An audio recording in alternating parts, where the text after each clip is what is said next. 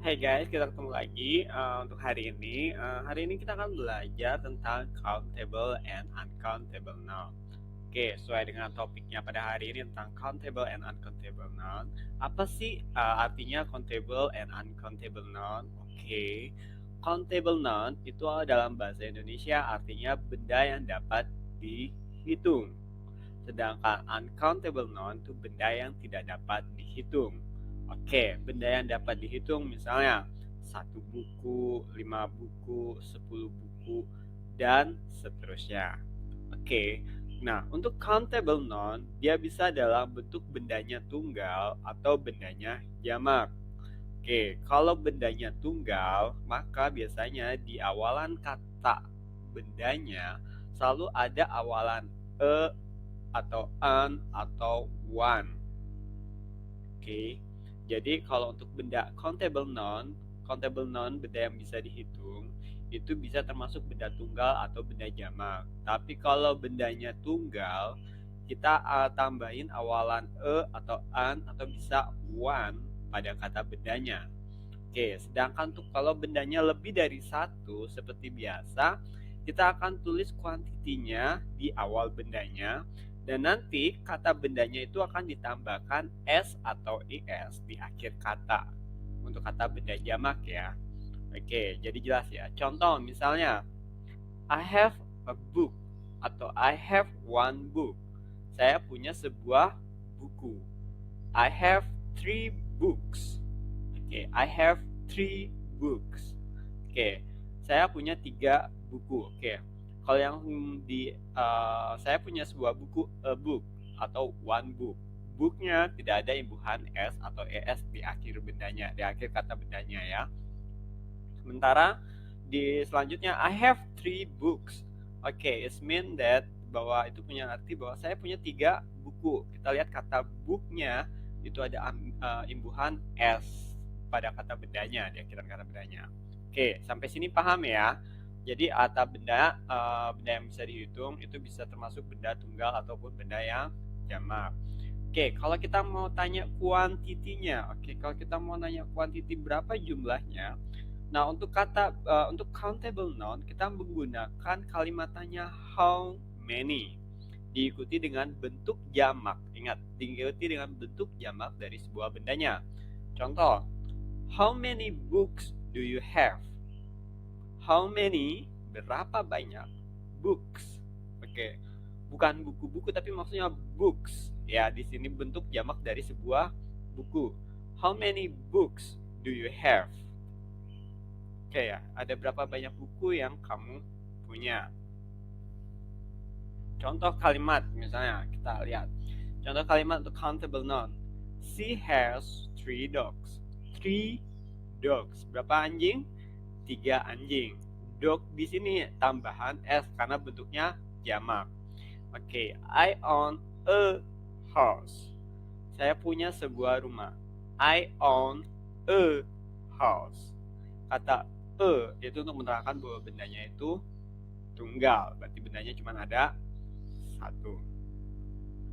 Oke, dalam penerapannya sebetulnya countable noun itu bisa kita lihat ciri-cirinya. Yang pertama, selalu diawali dengan artikel atau kata sandang an atau the untuk merujuk pada countable noun tunggal. Jadi artikel sandang an dan the itu untuk merujuk pada bendanya tunggal ya. Benda yang bisa dihitung tapi bendanya tunggal. Contoh, the book, a pen, an inspiration. The book, satu buku. A pen, satu pulpen. An inspiration, sebuah inspirasi. Oke, ciri yang kedua itu akan selalu diawali dengan quantifier. Apa sih kayak yang dimaksud dengan quantifier? Oke, nanti kita akan terangkan di materi sesudahnya ya. Quantifier di sini selalu diawali quantifiernya apa aja? A few of, some people, all of, none of, both of, several, a lot of. Oke, kita bisa lihat di sini banyak banget quantifiernya, kalian bisa pakai. Jadi bisa dipakai dengan quantifier tersebut.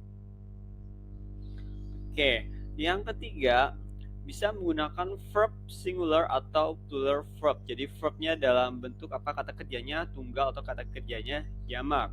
Kalau kata kerjanya jamak maka menggunakan is. Sementara kalau kata kerjanya tunggal menggunakan is. Untuk kata kerjanya jamak berarti menggunakan are. Contoh, our kid is running our family business. Oke, our kid is. Kid is berarti anaknya berapa? Satu. Is-nya berarti menyatakannya juga satu. Berarti satu orang running, berlari atau mengerjakan di sini ya. Anak kami mengerjakan bisnis keluarga. Oke. Berarti anaknya cuma berapa? Satu. Yang mengerjakan bentuk jamak di sini bentuknya tunggal. Menyatakan subjeknya adalah objeknya juga tunggal di sini kan. Oke, jadi our kid is running our family business. Our kids are running our family business. Oke, di sini anak-anak kami berarti anak-anaknya apa? Lebih dari satu. Dan di sini verbnya juga mengerjakan apa? Kata kerjanya lebih dari satu. Jadi dia pakai bentuknya apa? Are. Jadi our kids are running our family business. Dia menyatakan bahwa semua anak-anaknya menjalankan bisnis keluarga. Jadi lebih dari satu orang mengerjakannya juga, berarti ada berapa orang yang mengerjakan?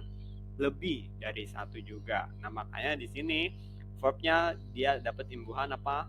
Are.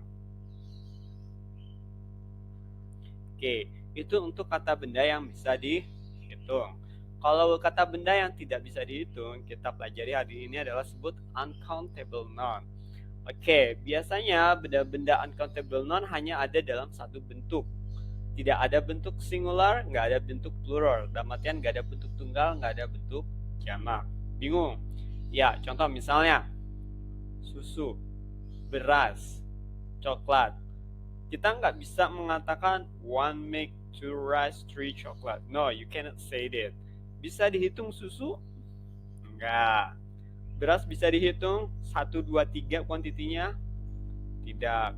Coklat bisa dihitung kuantitinya 1, 2, 3 seperti itu? Tidak bisa. Makanya itu disebut dengan uncountable noun atau kata benda yang tidak bisa dihitung. Nah, seperti itu ya. Nah, kalau misalnya uncountable noun, berarti kalian nggak bisa menggunakan imbuhan an. Oke, gimana sih Kak caranya supaya kita tahu benda itu bisa dihitung atau tidak dihitung? Kalian lihat kuantitinya, bisa dihitung apa enggak? Gula bisa dihitung? Nggak bisa. Garam bisa dihitung? Tidak bisa. Beras bisa dihitung? Nggak bisa. Oke. Nah, kalau yang pertama ciri-cirinya kita bisa lihat ya, kalau artikel countable noun selalu ada artikel sandang an dan the. Nah, bagaimana dengan uncountable noun? Oke, uncountable noun itu juga menggunakan kata sandang juga, artikelnya yaitu the. Jadi nggak menggunakan atau an, jadi menggunakan kata the. Contoh, the sugar, the information, the milk, the water. Ciri-ciri yang kedua, uncountable noun selalu memiliki bentuk atau dianggap bentuk benda tunggal. Jadi dia selalu bentuk bendanya tunggal, tidak menggunakan bentuk jamak. Kalau misalnya countable bisa dalam bentuk tunggal dan bentuk jamak, tapi uncountable tidak memiliki bentuk jamak, jadi selalu dianggap sebagai bentuk tunggal. Misalnya, a lot of salt, too many sugar, a pinch of salt. Dapat diawali beberapa quantifier tertentu seperti some sugar, much, a lot of, plenty, equipment, a little, any. Oke, nanti kita akan pelajari ya quantifier itu di materi selanjutnya.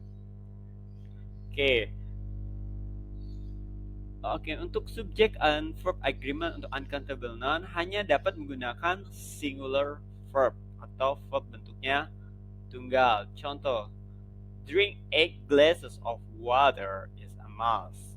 Okay, trusted information is what you need right now. The sugar is sweet. The salt is salty. Oke, penting harus kita ketahui kalau kita mau nanyakan, misalnya kalau kali countable noun kita menanyakan kuantitinya selalu menggunakan how many. Nah, untuk uncountable noun untuk kita menanyakan kuantitinya kita menggunakan kata tanya how much. Oke, how much furniture do you have at your room? How much money do you have? Seperti itu ya. Jadi gunakan kalimat tanyanya. Kita bisa lihat di sini, my furniture was replaced this morning. You need a lot of equipment right now. You will see 9 bags of garbage in front of garage. Oke, yang perlu diketahui ya guys, countable noun itu bisa juga kadang-kadang dianggap sebagai countable noun juga. Kok bisa sih Kak uncountable bisa dianggap menjadi countable? Bagaimana sih caranya supaya bisa? Oke, itu dengan pengecualian khusus ya. Oke, kan nggak mungkin kita bilang one make or no. Jadi kalau misalnya bisa dari uncountable menjadi countable noun, syarat cuma satu, kamu harus memasukkan quantifier sebelum kata bendanya. Contoh misalnya quantifiernya misalnya a cup of, yang bisa dihitung, a cup of coffee, secangkir kopi atau satu cangkir kopi. Kopi bisa dihitung? Tidak bisa. Cangkirnya bisa? Bisa. Jadi apa? 1, 2, 3. Seperti itu. Jadi bilangnya supaya bisa masuk menjadi countable noun. Jadi bukan di sini yang di countable-nya yang terhitungnya bukan coffee-nya tapi a cup-nya, cangkirnya. Oke, a spoon of salt, sesendok garam atau 1 sendok garam. A spoon. Spoon, sendoknya ini bisa dihitung satuan 1, 2, 3. Salt tidak bisa, tapi pada kalimat ini disebut countable noun. Kenapa? Karena saltnya uncountable, ada quantifier a spoon. Nah, oleh karena itu akhirnya kalimat ini itu termasuk countable noun, bukan uncountable noun. Begitu pula dengan pola kalimat berikutnya. A bucket of water, seember air atau 1 ember air. Water, kita nggak bisa hitung kuantitinya 1, 2, 3, enggak. Tapi kita bisa hitung melalui quantifier sebelum kata waternya. Apa? A bucket of, a glasses of, a bottle of water. Seperti itu. Jadi lihat quantifier sebelum kata bendanya. Makanya kata benda di sini, water di sini bisa menjadi apa? Countable noun karena quantifiernya. Oke, paham ya guys sampai sini? Oke, kalau kalian udah paham, jangan lupa subscribe dan follow Instagram dan juga akun Dailymotion saya di bawah. Dan nantikan terus, kita akan bahas materi-materi selanjutnya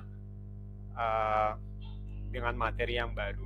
Oke, kalau misalnya ada pertanyaan, kalian juga bisa kirim via WhatsApp ataupun via link description yang sudah disediakan di bawah ya. Oke, terima kasih.